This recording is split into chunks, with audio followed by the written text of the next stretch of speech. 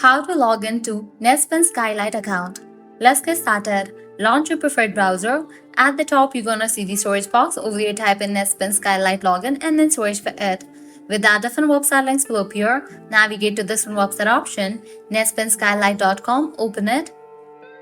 With that, you will be directed to the login page. Now from here, you can easily get access to your account. All you have to do is provide the credentials. First up, go ahead and type in the username. Then type in the password. If you want to save your username, check in for the option of remember username. In the case you have forgotten the username or password, you can click on these options to recover it. After you provide all the details, click on login, and just for that, you'll be logged into your account. So this way you can easily log into NetSpend Skylight account.